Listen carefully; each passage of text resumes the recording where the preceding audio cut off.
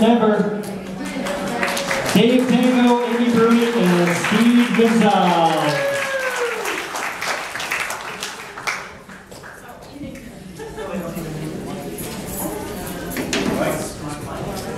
I think so.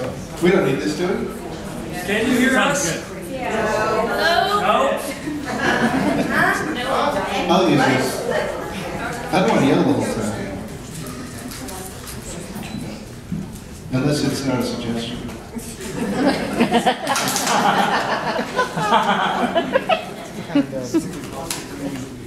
One of those things. Yes.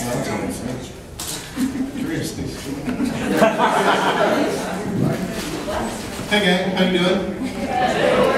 Hey, there's a microphone right over there. I don't know if you don't have to use one if you want to.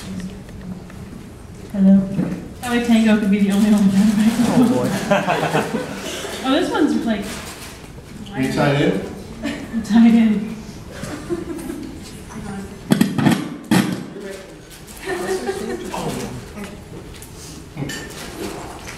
Just a moment. I got this. All right.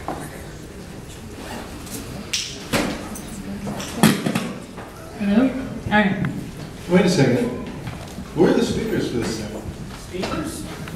Oh, okay, good. All right, gang. First, of course, we just want to say thank you for coming and hanging out with us. It's St. Patrick's Day.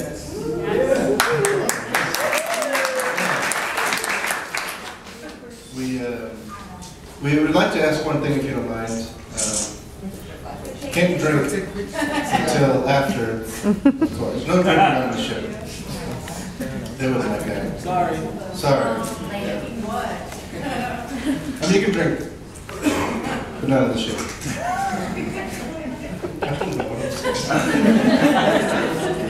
Well, in any case, thanks for coming. And we know you could have been just about anywhere on a Saturday, but you decided to come and hang out with us. And that's pretty cool. Quickly, maybe just a few things about the ship. Amy, have you been here before? No, I know nothing about the place. I know it's a battleship.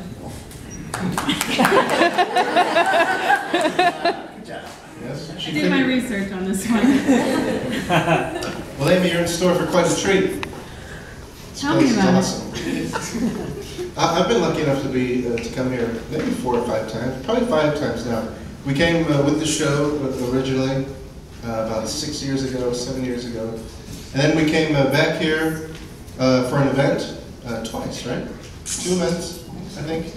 And then Tango and I returned with the Academy show, and now we're back again.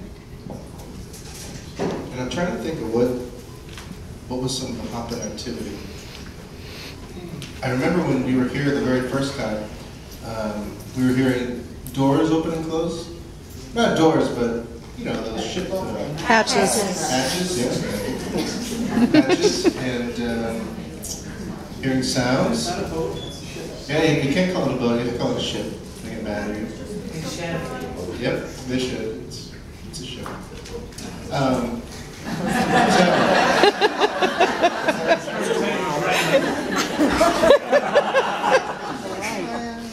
Can't do anything about that.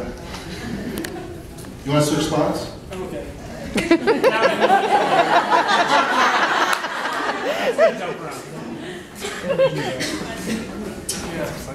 We actually just ran into some people outside.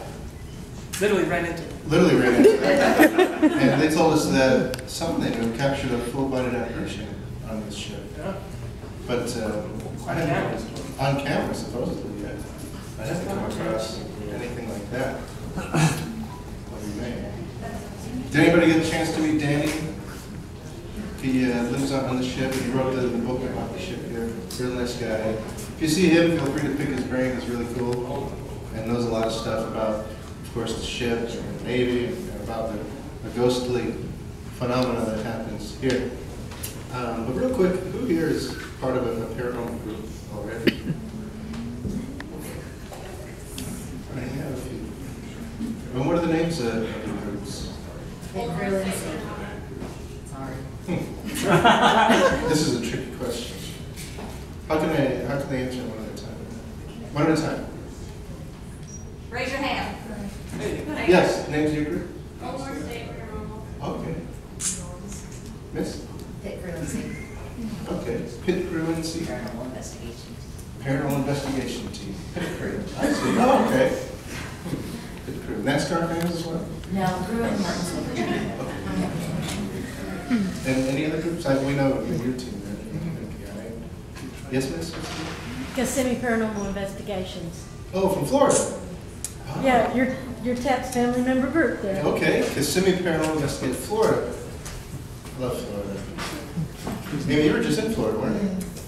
Yes, I was. And then I was in Savannah last weekend. You dirty. I know. We did a great job. We went all the warm places in the winter. It was awesome. I love Savannah. It was fantastic. So there are a lot of people here that were here last weekend. Weren't the azaleas gorgeous? Yep, there's, huh? I said, weren't the azaleas gorgeous? Yes. We're losing Tango.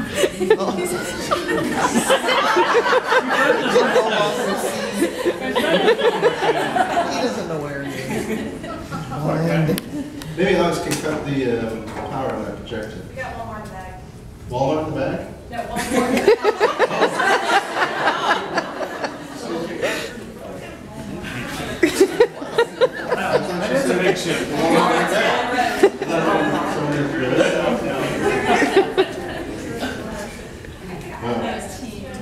That's still there. Okay, obviously we didn't come here to just mumble amongst ourselves. We came here to answer any questions about what we do, about the field, about Amy Bernie's hair color. Don't get too in-depth. For a little while, people thought she had blonde hair. And then Started showing me color. I've got these emails. People are like, I'm so glad you went red. You look terrible as a blonde. Or vice versa. You should go back to blonde. You look awful as a red. Wow. They're wrong. Redhead. Okay. Before we start the questions, I'm sorry, I didn't mean to cut you off there. Just real quick, how many people have been on board this ship? Wow. How about prior to this, that everybody's been here in the past? Yeah. What about part of a paranormal investigation? Okay, so how many people have not been here to investigate? Oh, that's always fun. We have a whole bunch of new people. So, who's excited? This place is awesome. It really is. You're not going to get let down. Okay, Miss, I'm sorry. You had a question. I was curious, what is the most active location you have ever investigated? The most active location we've ever investigated. Tango? Amy? Well, sorry, Steve. What? Ireland was Oh, on. yes. Happy St. Patty's Day. Yeah. It was. I didn't go to Ireland. Be a long boat ride. I live here. I think Waverly Hills has always been pretty active. Spiders in Ireland. Yes. That's one thing I like about the ships is they have to be watertight, you know, so not many spiders have an access point. Very true. But yeah, it's Waverly. Waverly. Yes, Miss? What was your scariest moment? What scared you the most? What scared us the most? Ladies and gentlemen, tell me. Well, it's not paranormal, it's a view. What do you mean? I don't think Something it's scared safe. him the most? California. California. Mirror. Sorry. No, but it was People safe. throw up. Yeah. They'll throw up in their seats. Anybody ever see the movie Stand By Me? Yeah. You know when that guy, they have the pie eating contest? That's what will happen up there if Taryn tells us. Not eating the pie, but throwing it. Look out, boys eating pie. All right, Taryn, do it. I'm going to have to now. Don't do it. It's really embarrassing. Well, This we- has been built up a lot, I think. yeah. We had adjoining rooms. That's not true. No.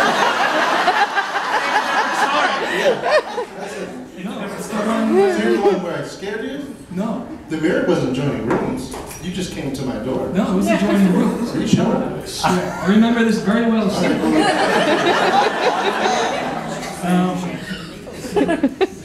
We had adjoining rooms, and I hear the knock on the adjoining door, and here comes Steve. No, you came to my door. And all I remember is that Steve comes out and he opens it and cracks it open. That's all. He just cracks it open. I see his face, and he's like, "Hey man, can you get this for me? Blah blah blah." I'm like, "All right." And I'm wondering in my head, why is he just cracking the door? And then I look behind him, and there's a mirror.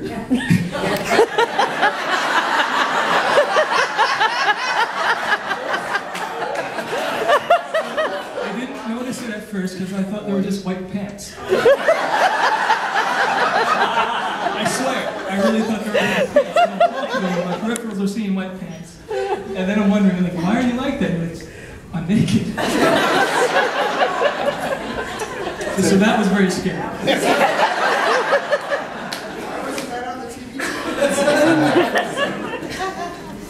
Well, Dan. That's horrifying.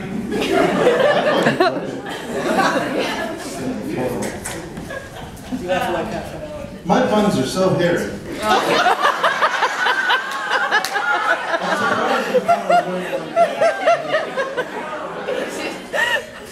Wow. Why do you wrap yourself in a bun? Okay, I'm just kidding. I never heard that story. No, I thought I heard it all. Well, I mean, I'm in my own room. So Tango knocks, and I open the door just a little bit so he can't tell that I'm naked. I didn't realize there's a mirror behind me. So the whole conversation, he's looking in the mirror. Now I know what's going on, because I'll go pick up evidence, and literally these guys will just stick their hand out the door with the tape. So I get it now, and I'm good with it. All right, Amy, scariest... Good Lord. Mine involves a location, but it's not a ghost, it was a person. I was at the Essex County Jail, and sometimes we go off by ourselves, and sometimes we're legitimately by ourselves, and other times there's a camera operator following us. And in this case, it was me and our camera operator. And I was in the tunnels, and I went off the beaten path, and I noticed there was this manhole cover above me, so I dragged this barrel over, and I climb up on it, and I open up the manhole cover. And I stand up, and I'm in the middle of a homeless man's nest. And I'm in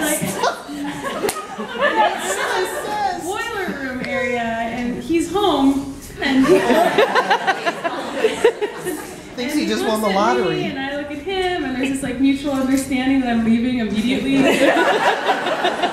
so I duck back down, I look at the camera operator, I'm like, go, go, go. So the thing is, most of these places are cleared and there aren't people in there, but in this case, this was a huge complex, and that wasn't a building that had been cleared or that we were supposed to be in, which I'm really good at finding those places where we're not supposed to go. So that was the scariest moment, actually seeing someone who, thank God he didn't. That is scary. That is scary. Yeah. And then just to add on that story real quick, do you remember Tango, we did, it was one of Chris Williams', not that story, one of Chris Williams' first cases, and we were in Seattle. Yeah. We did that hospital. And in the basement, or not the basement, they had these tunnels underneath, and they were like, oh yeah, there could be homeless people down there once in a while, we catch them. And this is really horrible. Please, don't even listen to me, I'm going to say it anyway. So we go down there, and I think, who was our camera operator? I don't remember. But remember, he was splashing in this puddle. Splashing in this puddle, doing something down there. And there's all this brown stuff up in the And it wasn't muddy water. I told you not to listen. It's terrible. But it was splashing feces water, basically. I did that. You did that? No, that was vomit. Oh, it was vomit. Vomit, Yeah. That's a gross story. Where are these donuts? We heard so much about. Same one time, we're in New York, this was after a case, probably 6 in the morning. We went to a deli just to get some matzo ball soup or something delicious. And I see Tango just going like this. And I'm look down, and he's doing James Brown moves, sliding around. they're like, Dave, what are you doing? He's like, I don't know, it's all slippery. It's awesome. And I was telling them, like, Dave, that's your vomit. He didn't know what to do. He was mortified. I was having fun. He was having fun. Imagine for like 4 minutes sliding around and puke. But I didn't remember the sprinklers went on. We were going to go home and towel off our shoes. Oh, that's But the sprinklers went off, so you got to just... I'm sorry. Amy, anything to add to that? no. You never slid around a bomb? No. That's gross. What's the worst thing Steve has ever talked you into eating, Dave? Oh, well, he's tried a few times recently. Recently, I know. there was a nasty one. Not nasty. That I actually went through with, or that Yeah. he... I don't know. Probably the ant. Yeah, well, that's not- That's nasty. It's a little tiny ant. A little time. We were investigating, and there's a well. Like, it has never been touched for 50 years. It goes all the way down. They uncover it for us. And we pull this, we put a toy down there for whatever reason, pull it back up, and it's covered in ants. Well, And I bet Tango $200 to pick one up and eat it. So we did. Ate it, chewed it up, gave him the money. But he doesn't think that's gross. He thinks it's fine. I probably didn't eat it. You would eat this? And I'm a bit there's nothing to it. It's like Pretty good for $200. For $200? I tried to go eat a dead fly for $200. $200 He wouldn't do bucks it. a buck a piece. Was a dead fly in a trap with like crazy Oh. chemicals? No. Whatever. Fridge from like 50. Yeah, you ate something from the fridge. What about those rations or something you guys Oh, ate? rations. That's That was very, very good. That was We investigated the place Amy liked, Essex County. Yeah. And in the basement, they had these World War I rations. Like these biscuits in a tin that everyone opened. All this stuff. There was one that wasn't open, so we got out a utility knife, cracked it open. Smells horrible. It smells like the place looks, you know.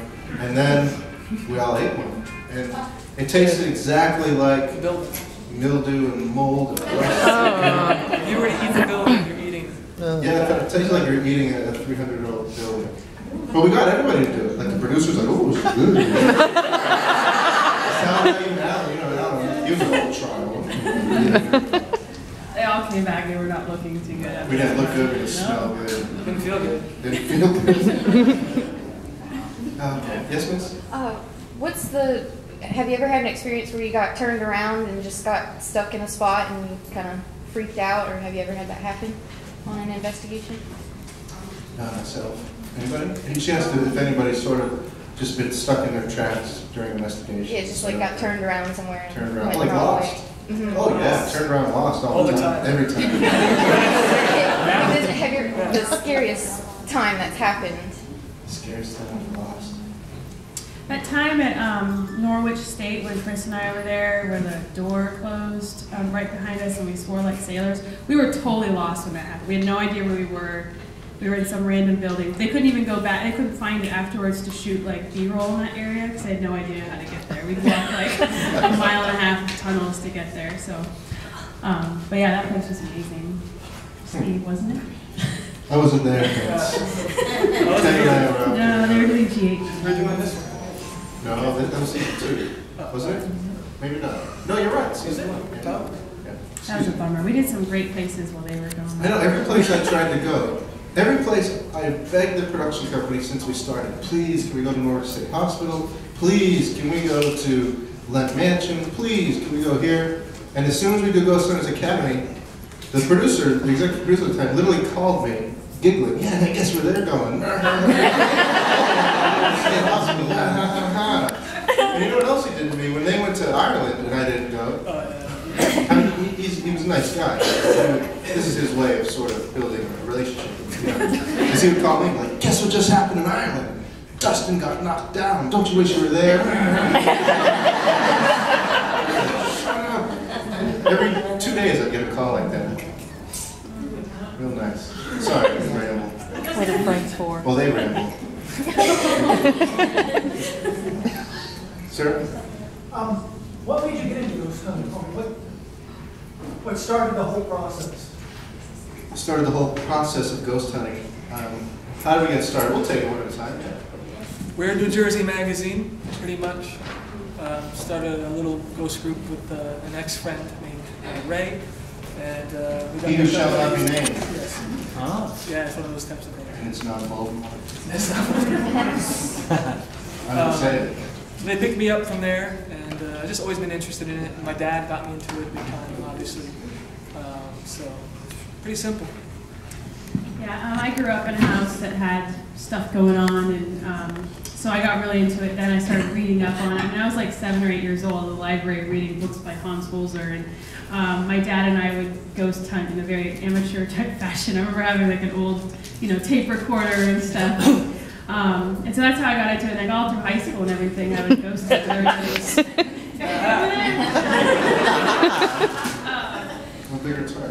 Back then, everybody thought I was crazy. I joined teams as I got older and produced a radio show with Jay and Grant, and then eventually they asked me to come out with a team, and that's how I got to all this mess. I haven't been home since, and now I'm moving to the East Coast, so.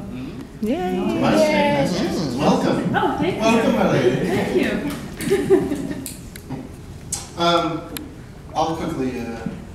I got started much in the same way as Ms. Bruni, but I was always not interested. But I remember I was probably 5 years old. Or how old are you when you just learn how to read?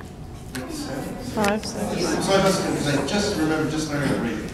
And my mother was watching The Entity. What we call The Entity. Great movie, but. I remember like having to pry her fingers open so I could see through her fingers and be scared. And she'd be like, it's just make believe, it's movies, don't worry about it.